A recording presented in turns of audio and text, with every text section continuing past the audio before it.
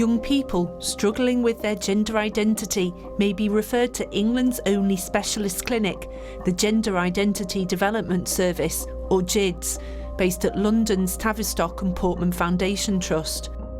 It's a difficult area to work in, and last year, following serious staff concerns over children's welfare, the Trust conducted an internal review of the service. It recommended areas for improvement, but did not identify any immediate issues in relation to patient safety. Yet evidence, exclusively seen by Newsnight, reveals serious tensions at the heart of GIDS. We've seen well over 100 pages of transcripts of interviews conducted with staff as part of the review. They make a series of claims. Staff say they were discouraged from going to the lead safeguarding officer with concerns about children's welfare. They say decisions about medical treatment were taken too quickly. And they say that some parents appeared to prefer their child was transgender and straight rather than gay, pushing them towards transition. The transcripts have been voiced in this film by actors and edited for clarity, but the words were all relayed by GIDS clinicians to the Trust's medical director as part of the review process. Let's pray that I am wrong. Because if I am not wrong, very many vulnerable children have been very poorly treated and will be left with potentially a lifetime of damage here. We're not talking about little things. The reality is, by not doing anything, children are potentially still being medically mismanaged. When a child is assessed by GIDS, they may be offered a drug called a puberty blocker. These stop a young person's body developing breasts, periods, facial hair or a deeper voice. The NHS has recently updated its guidance on these drugs, acknowledging that little is known about their long-term effects or what impact they might have on children's brains and bones. GIDS has said in the past it finds itself caught between people who want these treatments to be given quickly and those who think they shouldn't be given at all. Many children referred to GIDS are extremely distressed and have complex needs. The clinicians we've spoken to say there's often lots to explore before medication should be considered, but they say there's wide variation in practice. It's claimed in the transcripts that many staff are worried and openly discuss their fears. Maybe we are medicating gay kids, maybe we're medicating kids with autism, maybe we are medicating traumatised children. And if we are, we're doing bad things to these vulnerable kids.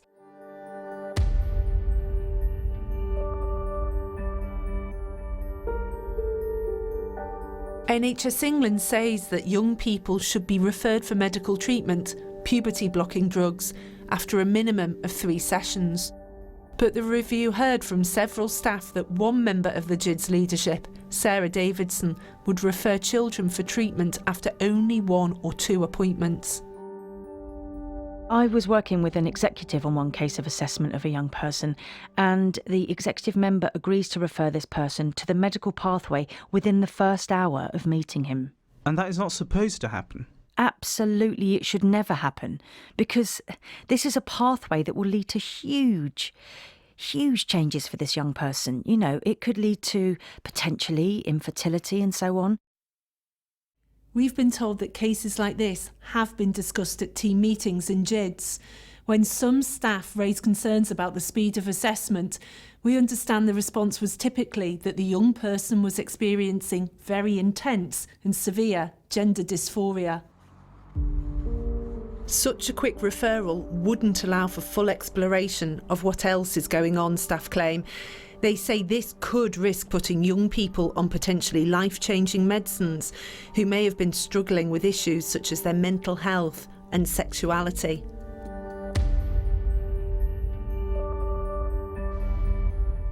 Homophobia in families is mentioned in all of the transcripts Newsnight has seen. Staff say that while there was some discussion in the service about this, they didn't feel the issue was properly addressed. We've spoken to a number of staff off the record. Most didn't want to go on camera, even on the condition of anonymity. But the transcripts are backed up by this former clinician who left GIDS last year. Their words are being voiced by an actor. We did have a lot of families and parents who would actively tell us that, oh, I'm so glad at least my child is not gay or lesbian, implying that having a trans outcome would be better for their children. I had a case. There was a lot of trauma in the family. The young person had come out initially as a lesbian and had faced a lot of homophobic bullying, both very subtly within the family and quite openly in school. And suddenly the young person changed their mind and they started identifying as trans. In some of these cases, clinicians thought that it wouldn't be appropriate for them to refer for puberty blockers, but they would be overruled by GIDS director Polly Carmichael, the transcripts suggest. The young person had very clearly told me and my colleague that my mum wants the hormone more than I do. And when we took it to senior management, Polly Carmichael, she suggested that we refer, even though this was not clinically indicated.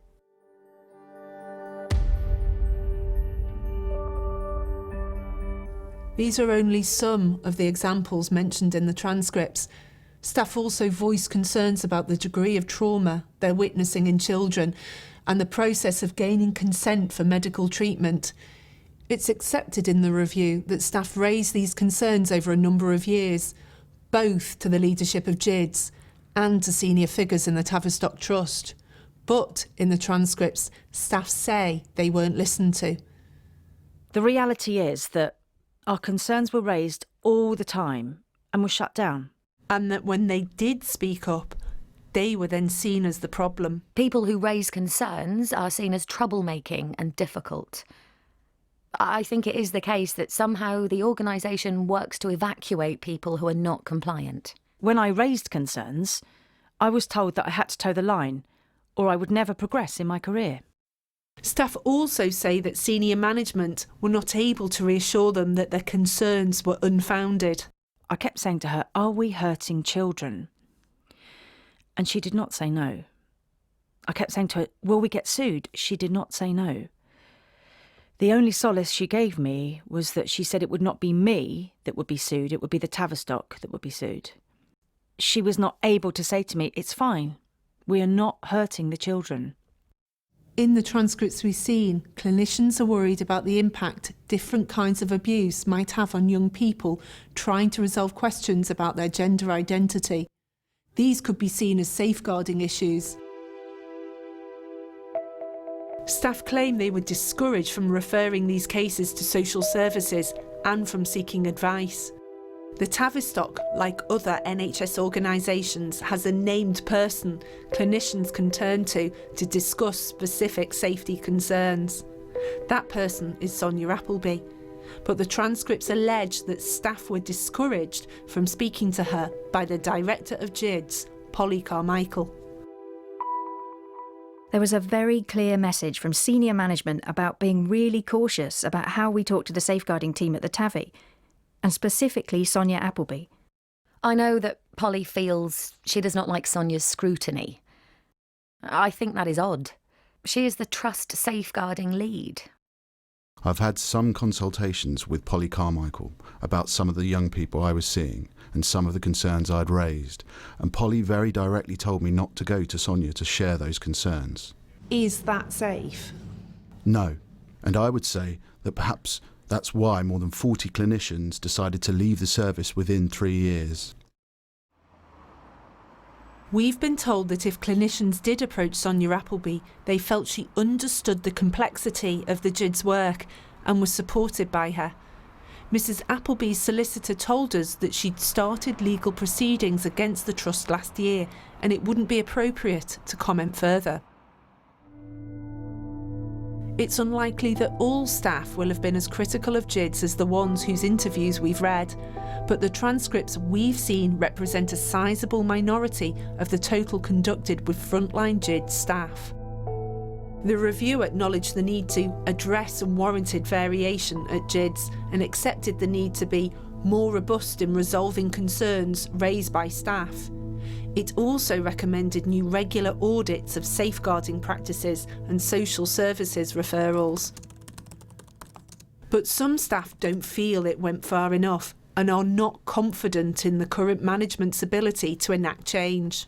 Newsnight has seen evidence that the Tavistock's chief executive and chair have been told that the interview transcripts may contain concerns about child protection issues, and they've been encouraged to read them themselves.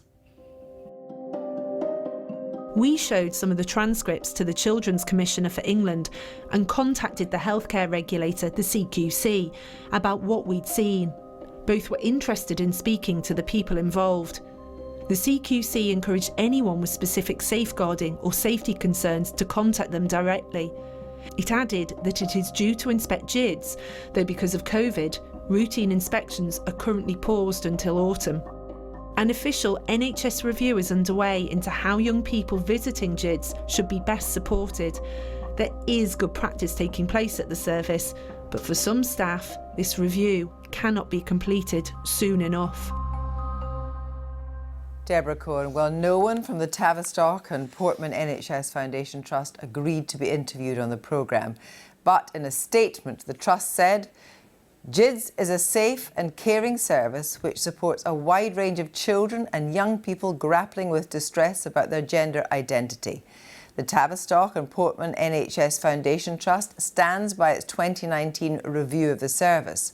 We are confident that it fairly addressed the issues raised and strongly refute the allegations put to us by Newsnight. Safeguarding is of the utmost importance to the Trust. In August 2018, a safeguarding lead was created specifically for GIDs to reflect the growth in the service. This role fits within the well-understood safeguarding pathway and procedures across the Trust. Well, the Trust said that any safeguarding issues that were identified during the review were further investigated and, where appropriate, addressed in the review's recommendations, and that they have kept both NHS England and the Care Quality Commission fully informed. The Trust added that the majority of patients using the service will not be referred to an endocrinology service for consideration for hormone-blocking drugs. Well, details of organisations offering information and support about some of the issues raised in that film are available at bbc.co.uk/action line, or you can call for free at any time to hear recorded information on 0800 077 077.